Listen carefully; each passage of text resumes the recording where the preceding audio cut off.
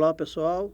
Eu sou o professor Feliciano, de Políticas Públicas para Idoso. Eu vou ministrar esse curso, essa disciplina para vocês que estão aí se preparando para se tornarem técnicos, cuidadores do idoso.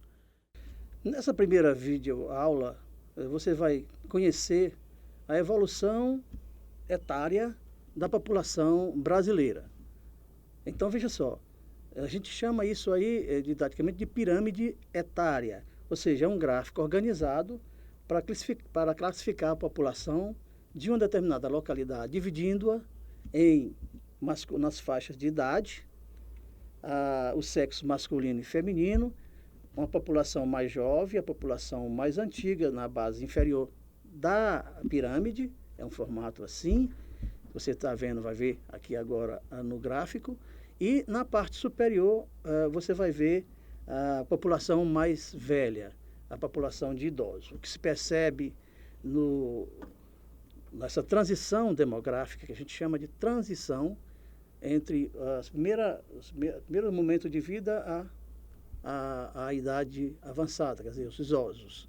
É que no Brasil, em 1900, nós vamos mostrar gráfico de 1980 até uma projeção para o ano 2020.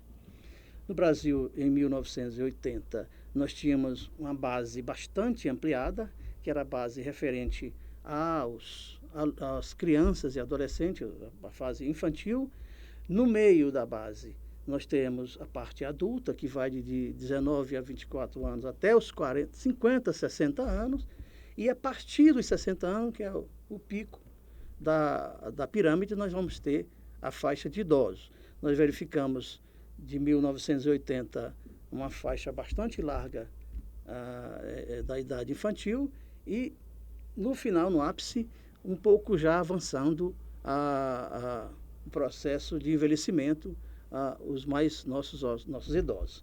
No ano de 1980 nós vimos isso, e no ano de 1990 nós temos essa base ainda estável, a base que cuida da parte da infantilidade, das pessoas mais jovens, e já em relevância o ápice que já começa a demonstrar que os nossos idosos estão tendo uma boa qualidade de vida, enfim, e que estão ampliando a sua faixa de idade, então, a sua qualidade de vida com o tempo de vida. Em 2000, essa faixa do idoso que nos interessa muito, já amplia bastante e para o ano de 2020 a gente já tem um quadro bastante diferente do quadro inicial. A projeção para 2020 é uma projeção bastante... É uma projeção que se faz, não tenha dúvida, porque com essa pirâmide se pode projetar tanto a qualidade de vida quanto a ocupação da classe trabalhadora e dos jovens e dos mais antigos, dos mais velhos, dos nossos idosos. Elas são importantes, essas pirâmides, no sentido de elaborar um planejamento público de médio e de longo prazo. Por exemplo, se a estrutura etária da população aponta que há uma grande quantidade de jovens com elevado índice de natalidade, alerta-se para a necessidade de implantação de políticas que atendam à inclusão das faixas etárias no futuro. Com medidas que visam, por exemplo, a melhorias e ampliação de creches, certo? Outra importância na observação e análise das pirâmides etárias é conhecer a evolução da população, avaliando as taxas de natalidade em comparação à população adulta. Aferindo sobre a existência de uma política de controle de natalidade no país ou se ela precisa ser adotada, tá certo? No gráfico que a gente vai ver em seguida, nós vamos olhar um censo do ano de 2010. Em 2010, nós tínhamos uma faixa bastante, uma projeção dessa pirâmide um pouco arredondada. Em 2020, nós vamos ter essa pirâmide bastante modificada, com ampliação daquele que a gente chama a faixa dos nossos idosos. Então, os nossos idosos estão crescendo, está havendo uma ampliação de qualidade de vida, e diria mais ainda, da vida etária dos nossos velhos, dos nossos idosos. Existe a possibilidade de se realizar essas projeções utilizando também esse formato de pirâmide para se calcular qual vai ser o formato da população. Se vai ser a população, se nós teremos populações mais jovem, modificando essa pirâmide, ou se teremos uma população mais, diria assim, uma população mais idosa, para que se possa projetar as políticas públicas. Por exemplo, na pirâmide adulta, a pirâmide adulta possui uma base bastante larga, como eu já frisei, com a taxa menor de natalidade. Essa fase da população infantil e jovem. A pirâmide brasileira, representada no que você está vendo agora, é um exemplo da pirâmide adulta. Uma pirâmide rejuvenescida representa um relativo aumento do número de jovens e da fecundidade. Geralmente, em países desenvolvidos, estimulam-se a natalidade. Por exemplo, a França, que hoje há um problema muito sério de natalidade na França. A pirâmide envelhecida, a população adulta é predominantemente envelhecida, que eu estou falando, apresenta uma quantidade de idosos maior em comparação às outras pirâmides, às demais pirâmides. Em todo o mundo, o contingente de pessoas com idade igual ou superior a 60 anos tem crescido rapidamente. No final do século passado, era estimado 590 milhões de indivíduos nessa faixa etária, de 60 anos, sendo projetado para 2025 o montante de 1 bilhão e 200 milhões, atingindo 2 bilhões em 2050. O Brasil é um país que envelhece a passos largos. No início do século XX, um brasileiro vivia em média 33 anos. Hoje, sua expectativa de vida ao nascer constitui 68 anos, isso segundo o autor Veras, em 2003 ele escreveu esse livro. Esse autor ressalta também que, no nosso país, o número de idosos passou de 2 milhões em 1950 para 6 milhões em 1975 e para 15,4 milhões em 2002, significando um aumento de 700%. Estima-se ainda que em 2020 que essa população alcance a cifra de 32 milhões. O que vemos aí agora no slide é a população idosa no exercício físico, esse tentando encontrar uma qualidade de vida. Aliás, a qualidade de vida que se apresenta com exercícios físicos. Esses são fundamentais. Essas mudanças demográficas se devem a vários fatores. Primeiro, ao controle de doenças, de muitas doenças, como aquelas infecto-contagiosas, que são potencialmente fatais. Sobretudo, também a partir da descoberta dos antibióticos, dos imunobiológicos e da política de vacinação em massa. Do ponto de vista do envelhecimento populacional, a previdência social e a saúde constituem o maior desafio para o Estado do Brasil dentre outros países. Ressalta que Giddens é um autor que escreveu bastante sobre isso, ressalta que o envelhecimento constitui uma bomba relógio por causa da aposentadoria, que deveria ser uma ajuda, uma forma de vida mais digna.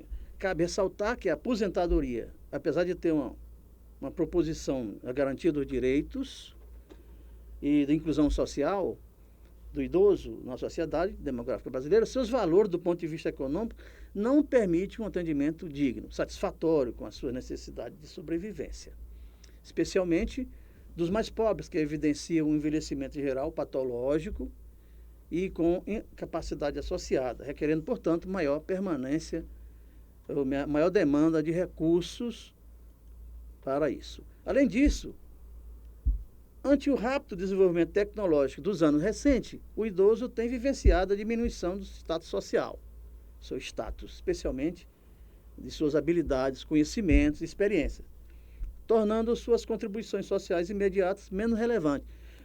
Nos estados democráticos modernos, o conceito de política pública tem íntima ligação com a cidadania. Conforme um autor, o Estado brasileiro não garante o acesso de uma população amplamente desprivilegiada. O exemplo, a maioria dos idosos, aos serviços públicos, que poderia significar o seu cotidiano. Na prática, o autor diz que o que ocorre é que os que detêm renda mais alta suprem suas necessidades e resolvem seus problemas no âmbito do privado. Por exemplo, a consulta médica paga, a contribuição para a inclusão social. Na Constituição de 1988, observe a Constituição de 1988, os direitos dos idosos foram assegurados nessa Constituição e foram regulamentadas pela Lei Orgânica de Assistência Social, a LOAS, a Lei número 8.742 de 93. Benefício de prestação continuada estabelecida na lei, que consiste no repasse de um salário mínimo mensal dirigido às pessoas idosas. Preste atenção. E as portadoras de deficiência que não tenham condições de sobrevivência. Aquelas pessoas que, a partir dos 65 anos, não têm condição de viver às suas custas, o Estado, através da Previdência Social, lhe concede uma aposentadoria de um salário mínimo. E aquelas pessoas que têm problemas de deslocamento, problemas de doença. Essa política nacional do idoso, ela foi regulamentada em 96, através do decreto 1948 de 96. Ela amplia significativamente os direitos do idoso, já que desde essa LOA, as prerrogativas de atenção a este segmento havia sido garantido de forma bastante restrita. A família, a sociedade e o Estado têm o dever de assegurar ao idoso todos os direitos da cidadania, garantindo sua participação na comunidade, defendendo sua dignidade, bem-estar e o direito à vida. O processo de envelhecimento diz respeito à sociedade em geral, não é só a um grupo determinado, devendo ser objetivo do conhecimento e informação para todos. O idoso não deve sofrer discriminação de qualquer natureza. A aposentadoria é um fato e é como se uma forma de dizer basta, você já trabalhou o suficiente e agora vai descansar. E não é assim. No Brasil ainda nós temos muitos problemas no cálculo da aposentadoria e evidentemente você deve compreender isso ao longo do curso. Você vai observar como é feito até esse cálculo. O idoso deve ser, na nossa concepção e no nosso foco, o principal agente e o destinatário das transformações a serem efetivadas através dessa política.